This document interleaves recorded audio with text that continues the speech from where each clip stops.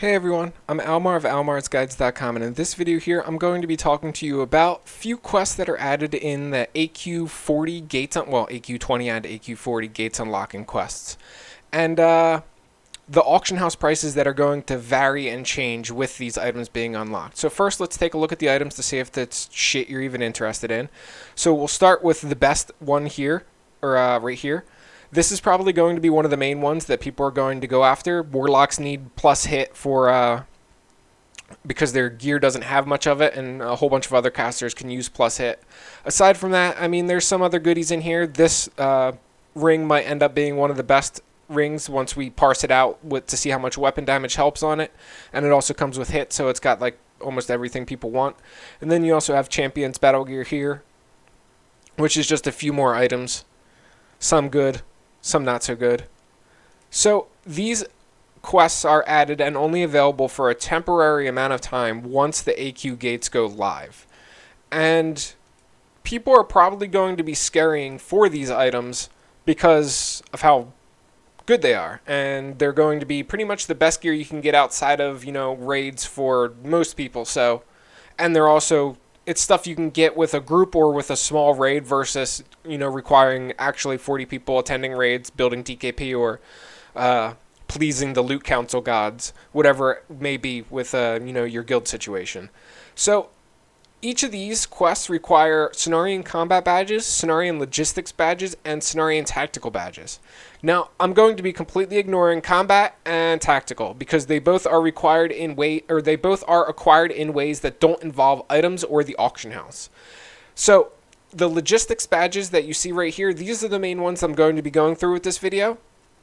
And we're going to be talking about how this is going to affect the auction house and stuff like that. So looking at these right now, I'm going to go through these very slowly, not mentioning anything if you're watching the screen. Each of these requires items that are made specifically with trade skills. So you can see like rugged armor kits, heavy armor kits, massive iron axes, oil of immolations, goblin rocket fuels, dense blasting powder. Like all of this is stuff that's made through trade skills. So all of these items, while the AQ event quests are going on, are going to go up in price. And now we're getting to the purpose of this video. I'm going to talk a little bit about each of these. I might not touch on every single item, but we're going to go over the gist of them and which ones that I think are going to really see an increase in market value. So the first items here, Globe of Water, Powerful Anti-Venom, Smoke Desert Dumplings. The Smoke Desert Dumplings, obviously, they're going to go up in price because they're used for actual raid stuff too. Globe of Waters, they don't have much use outside of these quests or outside of, we'll just stick to outside of these quests. And they may see a small bump. Powerful Anti-Venom, probably a moderate bump. Now, here's ones that this one is going to see a bigger jump than usual. Oil of Immolations, they still have plenty of uses outside of these quests, and so do the Powerful Mojos, since they're used in ZG gear. The Flasks of Big Mojos, I don't know if they're going to essentially fall into the same bracket. Guess we'll find out. So, bandages for the field, obviously, this is going to raise the price of Runecloth, Mageweave, and Silk.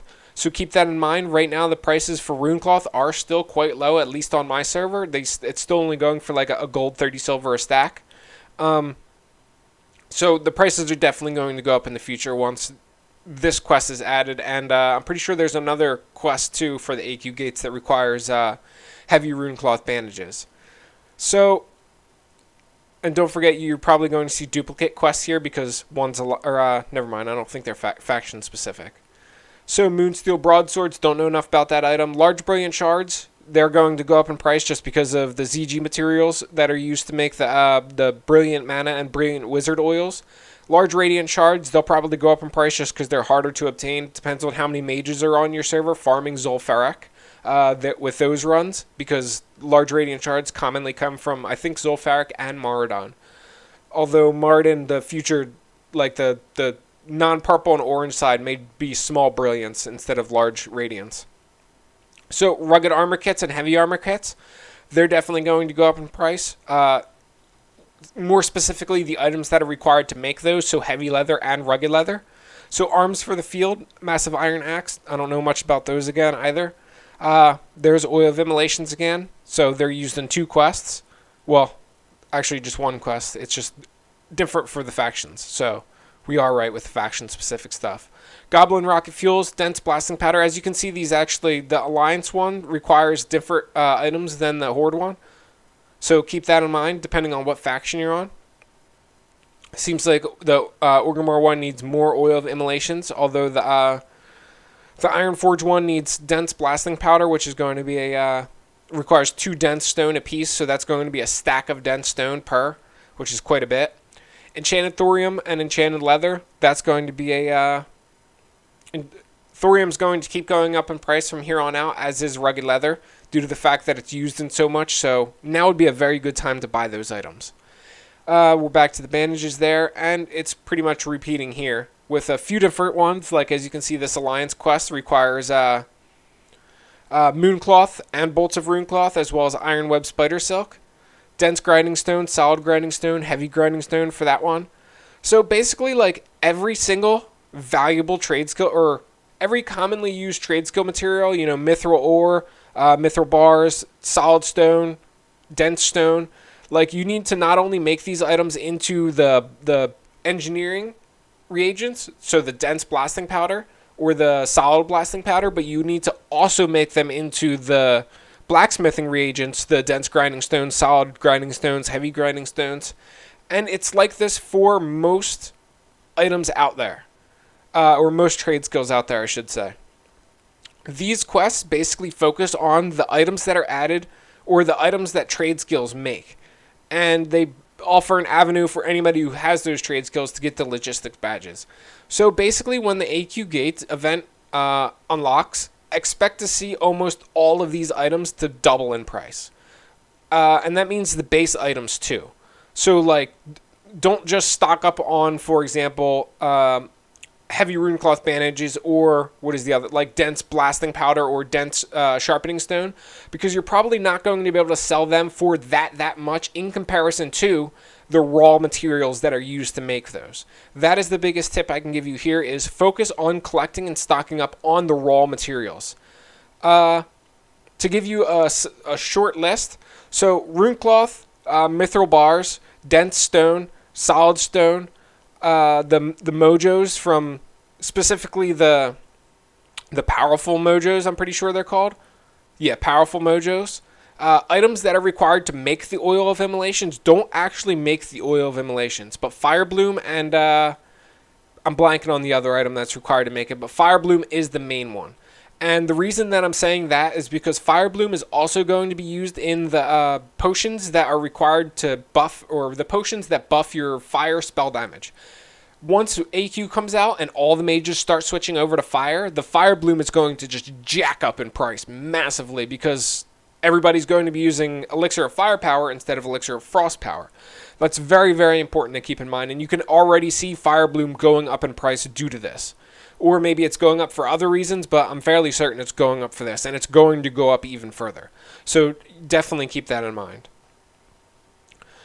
As far as like these ones that require Moonsteel broadswords, I don't recommend you actually make the Moonsteel broadswords with the expectation to sell them. Just stock up on the reagents that are required to make it, because the reagents will be what go up in price.